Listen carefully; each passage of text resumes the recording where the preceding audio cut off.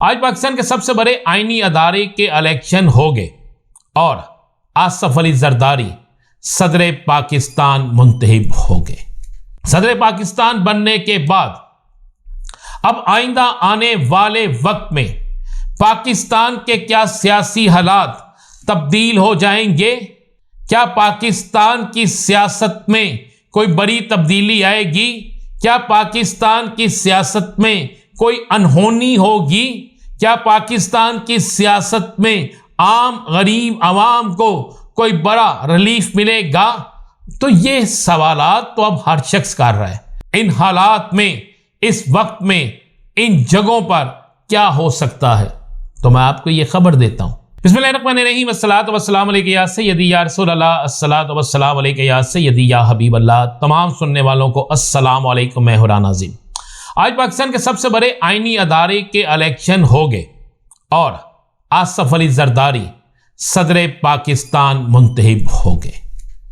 آصف علی زرداری کے صدر پاکستان منتخب ہونے کے بعد اب اگلا مرحلہ آ گیا چیئرمین سینٹ کے اندر سینٹ ممبران کا، کون کس جماعت کو کتنی سیٹیں ملیں گی، کتنے سینیٹر بنیں گے۔ بڑی چہم گوئیاں ہو رہی ہیں اس وقت پاکستان کے اندر کے اس صدارتی انتخابات میں بھی ووٹوں کی خرید و فروخت ہوئی ہے، لیکن مجھے نہیں لگتا کہ ووٹوں کی خرید و فروخت ہوئی ہو، کیونکہ آصف علی زرداری کو واضح طور پر ایک اکثریت حاصل تھی۔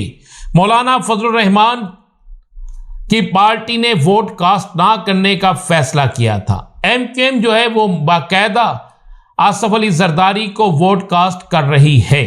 سارے فیصلے ہو چکے تھے، میں وقت سے پہلے آپ کو یہ بات بتا چکا تھا۔ آج صدر پاکستان بن گئے۔ صدر پاکستان بننے کے بعد اب آئندہ آنے والے وقت میں پاکستان کے کیا سیاسی حالات تبدیل ہو جائیں گے؟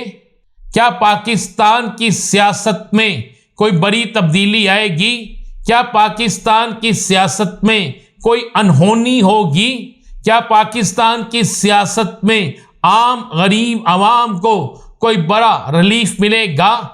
تو یہ سوالات تو اب ہر شخص کر رہا ہے، کیونکہ اب مسلم لیگ نون کے پاس، پاکستان پیپلز پارٹی کے پاس، تو ایم کیو ایم پاکستان کے پاس، ایک اور کاف لیگ تحریک استحکام پاکستان، ان میں سے کسی کے پاس ایک بھی ایسی دلیل نہیں ہے کہ جس کی بنیاد پر اب وہ یہ کہہ سکیں کہ ہمارے فلانے کام میں بالکل صدر پاکستان نے رکاوٹ پیدا کر دی، ہمارے فلانے کام میں فلاں شخص نے رکاوٹ پیدا کر دی۔ اب تو سارے ان کے اپنے ہیں، اوپر سے لے کر نیچے تک، آگے سے لے کر پیچھے تک، سب کے سب ان کے اپنے ہیں، اور جب سب کے سب ان کے اپنے ہیں تو پھر ان حالات میں، اس وقت میں، ان جگہوں پر کیا ہو سکتا ہے؟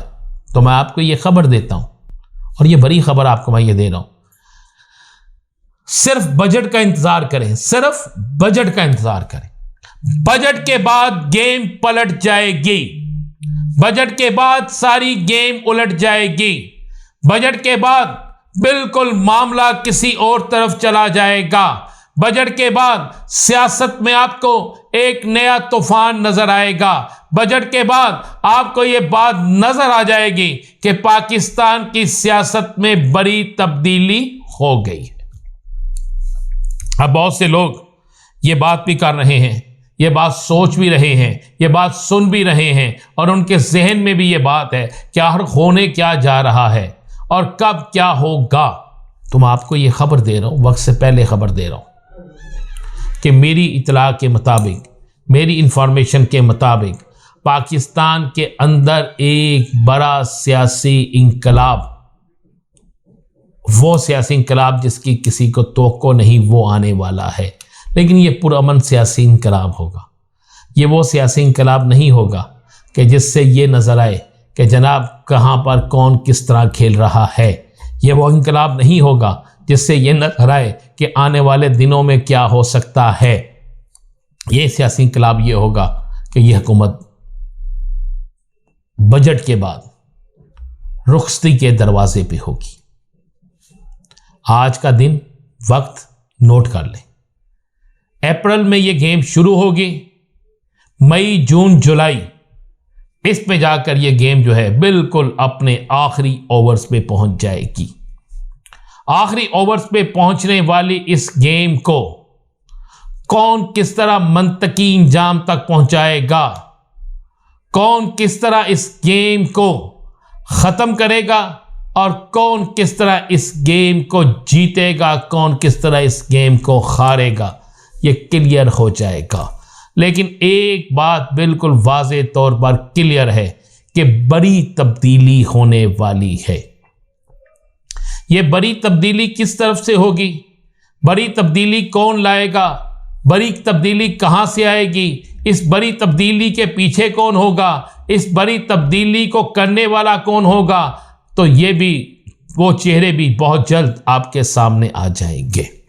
پھر آگے اس کا اختتام ہوگا، یہ ختم ہونے والی ہوگی، ہر چیز جو ہے وہ بالکل واضح طور پر آپ کو نظر آئے گی۔ اور اس نظر آنے والی چیز کے بعد آپ کو ایک اور بڑی خبر دے دوں۔ بڑی خبر یہ ہے کہ بہت جلد آپ کو ایک گونج سنائی دے گی۔ وہ گونج کسی اور کی نہیں ہوگی، بلکہ وہ گونج ہوگی کہ پاکستان میں صدارتی نظام لایا جائے، جسے مسلم لیگ نون منظور نہیں کرے گی، جسے اور بہت سی سیاسی جماعتیں قبول نہیں کریں گی۔ اور جب بہت سی سیاسی جماعتیں اور مسلم لیگ نون سمیت بہت سے لوگ اسے قبول نہیں کریں گے، تو پھر اس بات کو ذہن نشین کر لیں کہ پھر حالات کسی اور طرف چلے جائیں گے۔ میں اللہ معاف کرے یہ نہیں کہہ رہا کہ حالات خراب ہو جائیں گے، میں یہ بھی نہیں کہہ رہا کہ حالات جو ہے وہ کسی اور طرف جا کے کروٹ لے لیں گے، نہیں۔ پھر کچھ چیزوں کے فیصلے ہوں گے، اور ان فیصلوں میں پھر ایک بڑی، بہت بڑی آپ کو اپڈیٹ نظر آئے گی۔ تیسری چیز میں آپ کو وقت سے پہلے ایک اور خبر آپ کو دے دوں۔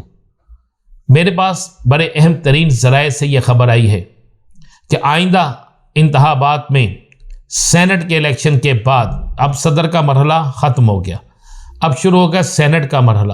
سینٹ کے مرحلے کے بعد مسلم لیگ نون اور پیپلز پارٹی کے درمیان شدید تناؤ شروع ہو جائے گا۔